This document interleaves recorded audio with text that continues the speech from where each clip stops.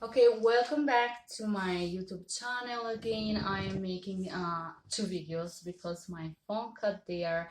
So I'm gonna make this in two videos instead of in one. So this is gonna be video 2.1, how to be more likable. So in the first one, we talk about the shaking of the hand and how to communicate non-verbally that you're confident, that you're trustworthy, and how to be more likable. Okay, and four common mistakes when we shake hands. So the moment that we sit,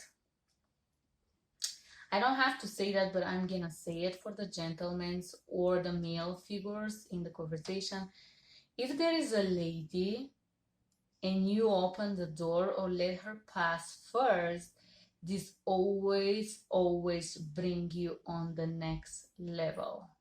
For me, when I work as an interpreter, whenever I went, and this being in between countries, I interpret for governments, business to business only, they always find seat for me first. They make a place for me, for the interpreter. They put me to sit. Then our host find a place for our guest. If that was a male or a female, doesn't matter. They always find a place for the ladies first, and they put us to sit. The moment that you guys sit, again for the gentlemen, do not try to order everything and decide. Let the other party choose. Pass them the menu, ask them what they like. Have a small chat about the food, whatever you want to order. Do not jump right into the business. Do not jump in places where they're business to business, even where I interpret simultaneously 30 minutes business meeting for days. Even then, even there, when you sit down, they're offering you juice, coffee, or water. They're bringing you whatever. They have a special host on the business stands that they will bring you something to drink or some small snack. They will sit with you. They will order you something. They will put you comfortable, and then the business meeting will be full on after 2 minutes of shaking hands, guys. You're not gonna have time to smile and talk about your mother father figures, but you still gonna have this little non-formal talk for which I start talking or end the video number one. So in the non-formal talk, guys, be ready to listen, mainly to listen. If they ask you something, respond politely. Some people say, hey, how is your family? Some cultures, especially Eastern European, Croatian, Slovakian, and so on, if they don't know exactly how this works, they start, oh, my mother had cancer. No, guys. Oh, goodness. I come from a poor background. I suffer, I struggle, I build everything myself. Nobody helped me, nobody teach me. Keep that crap out. You're not there for that. Be kind, be polite. Instead, when you have very close meeting with your best friend, you can in detail share what is going on in your heart, what is happening in your emotional world. But these kind of things on the business meeting, on a date, on a place where you go out to have fun, you should not bring that drama. Keep the drama away. I know somebody that went to these meetings and he tried to learn something to start a new business, and he started to share with one of the managers that he is from the poor background, and the story with the father, with the mother, the divorce. And I could see that this manager, he was too polite to cut him off, but he was literally not comfortable. You don't want to give that extra information. If somebody want to do a deal with you guys, remember, it's not because your mother had cancer. They want to do a deal with you because they like to trust you, because they like to respect you, because what you project is trustworthiness, respect, peace, calmness, positivity. People want to deal business with you because who you are today. That's why we want to listen to you. We want to listen the story of someone because of who they have become right now. If you see a homeless person on the street, you're very probably not gonna ask them what is their story, right? But if you see somebody very successful that come from a very humble background, you want to hear their story because you are inspired. And there is moments, guys, for you that you could share that moments of a poor background, but this is not at that moment when you want to be likable by someone. This is not the time when you want to achieve something. This is not the time when you want to inspire. This is not the time when you want to surround yourself with the new successful people and friends and a business connection. Some business connection becomes friends for me. Some of them did become friends after many years of successfully working together. But I never ever shared my story. I remember I was working for this gentleman back in Italy, Marco Mani. Maybe he's still alive, I don't know. I worked for him 8 years. He never asked me nothing, not for my family, ever, ever. And I was recruiting girls for him. A lot of girls would come to the job interview and throw this heartbreaking story. Boyfriend left her. They would sit there and literally cry. And my boss, he was like elderly man. He wanted to save them all. Sometimes he will hire them, even he knew they're not gonna do a good job because he felt sorry. He was an empath person, but he knew that I'm gonna be there to do the job that they are not going to do. So he was able to offer that support to make them believe in themselves, and I admire him for that. Sometimes he will do it, but when we go to Milan, he would never do that. When we go to the biggest city, he needs somebody that was sharp on. Yeah, for a small city, central Italy, he would do that. But if we go to a real important exhibition, he would want the sharp people. He will want them to work hard and to be on the dot. So guys, remember, people respect you for who you are today. Not yesterday, not because your mom, father, sister, brother, husband, who you are today. You can be inspiration, you could be important, you can be person that change people's life from whom you are today, right now, because of your abilities right now, because you're sharp, because you're willing, because you're hardworking, because you're determined to get that thing done. That's why I want to do business with you. Not because your mom was bad to you, because of who you are today. Remember, guys, cut the drama out. You're gonna be more respected and more successful. Eventually, someone will have a real interest in you and in your story, and eventually they will ask you. As happened to me, my boss, after 8 years working for him, one day he invited me and said, let's have a dinner, and tell me, hey, I don't know nothing about you. Why don't you tell me a little bit about your story? And we spent 5 hours talking about my life. But there is times when the other side want to know this information. When you have crossed these bridges, when you are on the next level, when you're so close to someone that it doesn't matter what your background is, because your abilities, your hard working, your honesty are already proven that you're valuable. A lot of people try to get deals through pity. This no mainly, guys. You gotta understand, you can be respected for whom you are right now. There is people that work with pity, yes, but these people never go far. Like, successful people doesn't have no pity. Business is business, guys, and as they say, cheese costs money. Okay, so when I say that, get ready to listen. That was number 2. And this means get out of your comfort box. A lot of time when I go to a new place, every time that I interpret in a business, I learn something new.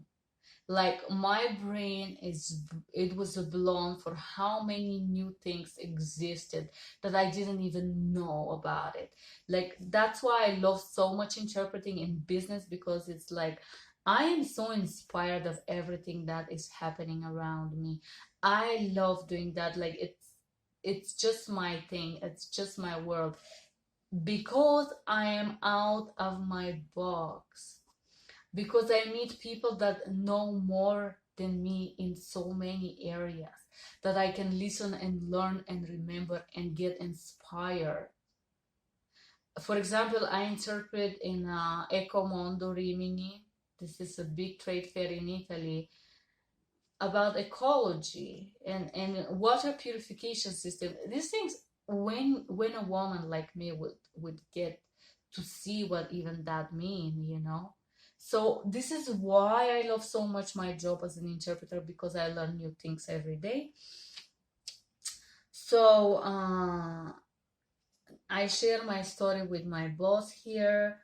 I want to say number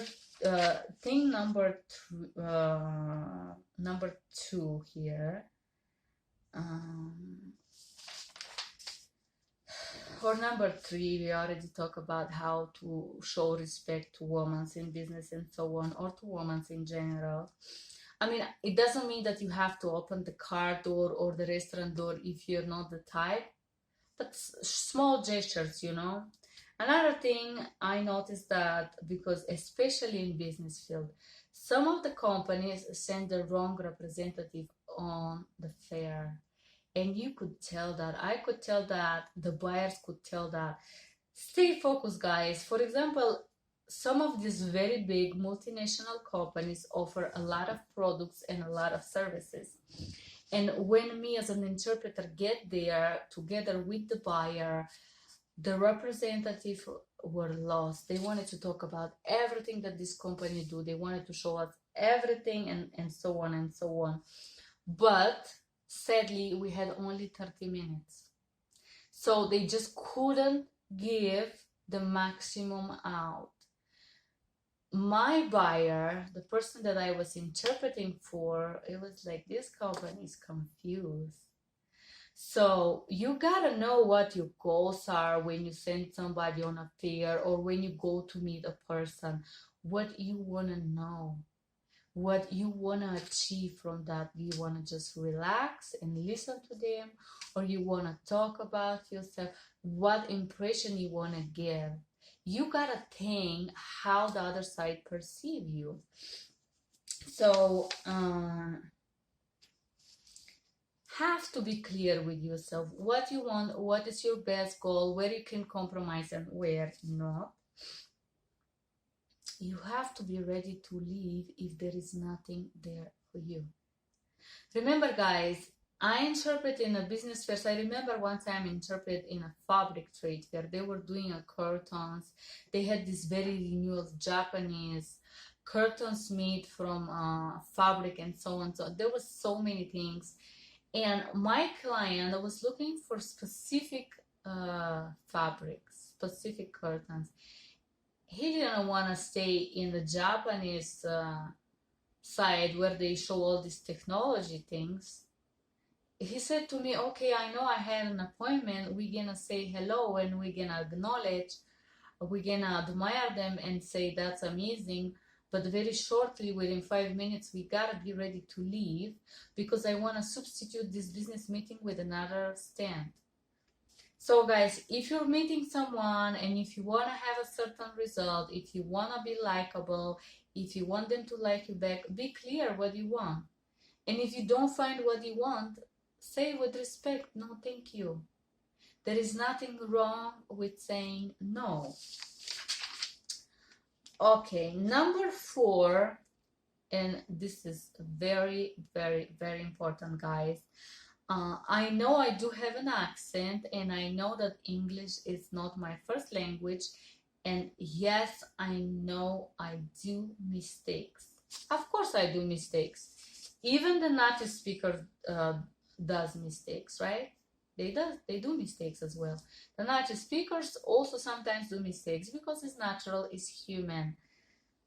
Try to stay out of the slangs. Do not use slang. Do not speak in slang. For example, if you go to south of Italy, especially Napoli, oh my goodness, it's like a singing, it's like rapping, it's like going downtown Washington DC in the ghetto where you don't get a word of what they're saying. Using a slang, it's a bad, bad game. Nobody will take you seriously if you never make an effort to speak proper English. If you curse every second or every third word, nobody will give you time, guys. You gotta make an effort to speak somewhat proper English, somewhat proper language, somewhat properly Italian, somewhat properly whatever it's your native language. You don't need to be smart and use some sophisticated ways of expression, talking about the sfumature and the tonality of the color and the light and the reflection. No. Express yourself in a simple, clear, and understandable way. In many villages, I travel a lot. I've been to probably over 50 countries, but I know very well 25, 30. I believe myself in 10 countries, and every time you go to very small place, they have this, I would tell it, local star or a local admiration towards someone or something, and they start talking to you about this and this and that. I remember once I went to this hippie place on the beach, and they were talking about this spring. They said some name and said, oh, you don't know that spring? How dare you don't know that spring? It was a normal spring with water, right? And for the 100 people that live in that village, everybody knew that spring. Me, that I have never been, I didn't know about it. And they all look at me like I was sick, really, literally. So, but guys, I remember, speak proper language. Do not try to talk about some kind of a jokes that you had in your village or some famous heroes in your village. You may not be understood, right? Me, I am interested to know all about that, if it's a good time, if I have a time to do that. But when you meet people for business, or when you meet people that want them to like you, to help you, to be around you, to help you achieve your dreams, goals, and ambitions, cut that off. Some of your small childhood background jokes are not for everyone. Some people have a weird sense of humor, you know. So keep that thing out, and